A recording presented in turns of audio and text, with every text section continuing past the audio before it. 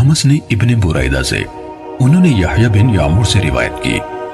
उन्होंने कहा कि सबसे पहला शख्स जिसने बसरा में तकदीर से इनकार की बात की माबद जुहनी था। मैं यानी यहया और हमीद बिन अब्दुर्रहमान हिमयरी हज या उम्रे के इरादे से निकले। हमने आपस में कहा, काश रसूलुल्लाह सल्लल्लाहु अलैहि वसल्लम के सहाबा में से किसी के साथ हमारी मुलाकात हो जाए तो हम उनसे तकदीर के बारे में इन आजकल के लोगों की कही हुई बातों के मुतालिक दरियाफ्त कर लें। तौफीक इलाही से हमें हजरत अब्दुल्ला बिन उमर बिन खत्ताब रजी अल्लाह अन्हुमा मस्जिद में दाखिल होते हुए मिल गए। मैं और मेरे साथी ने उनको दरमियान में ले लिया। एक उनकी दाएं तरफ था और दूसरा उनकी बाएं तरफ। मुझे अंदाजा था कि मेरा साथी गुफ्तगू का मामला मेरे सुपुर्द करेगा। चुनाचे मैंने अर्ज की, ऐ अबू अब्दुर्रहमान, ये अब्दुल्ला बिन उमर रजी अल्लाह अन्हुमा की कुन्नियत है। वाकई ये है कि हमारी तरफ कुछ ऐसे लोग जाहिर हुए जो कुरान मजीद पढ़ते हैं और इल्म हासिल करते हैं, और उनके हालात बयान किए। उन लोगों का ख्याल है कि तकदीर कुछ नहीं, यानी हर काम नए सिरे से हो रहा है, यानी पहले से इस बारे में ना कुछ तय है ना अल्लाह को इसका इल्म है।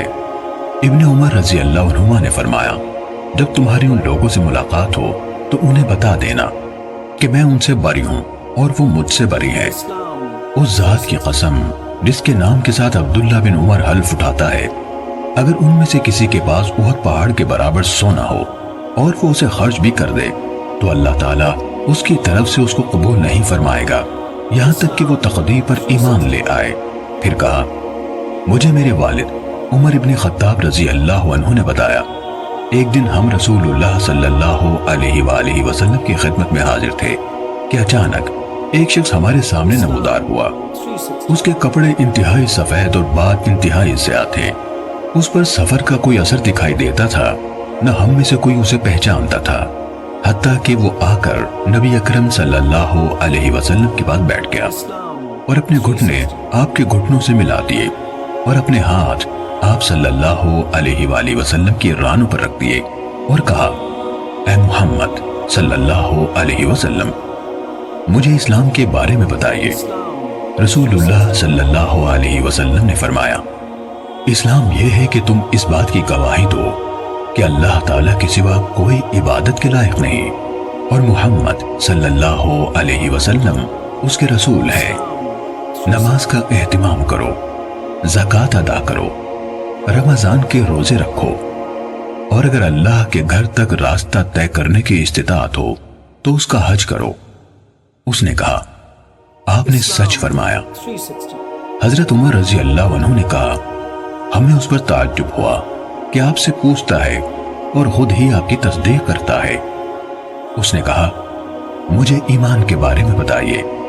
आपने फरमाया, ये कि तुम अल्लाह ताला, उसके फरिश्तों, उसकी किताबों, उसके रसूलों और आखिरी दिन यानी यौम क़यामत पर ईमान रखो और अच्छी और बुरी तकदीर पर भी ईमान लाओ। उसने कहा, आपने दुरुस्त फरमाया।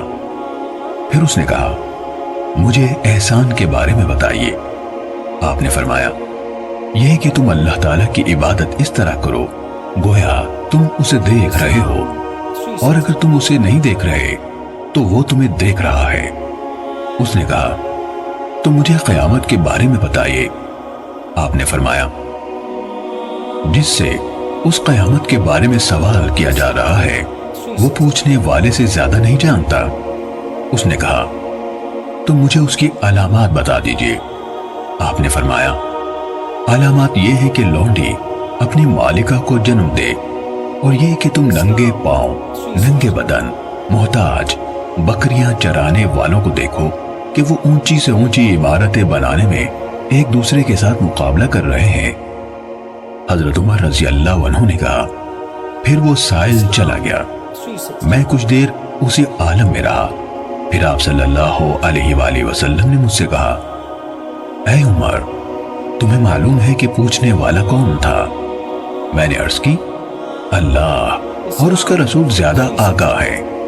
आप सल्लल्लाहु अलैहि वसल्लम ने फरमाया, वो जिब्राइल थे, तुम्हारे पास आए थे, तुम्हें तुम्हारा दीन सिखा रहे थे।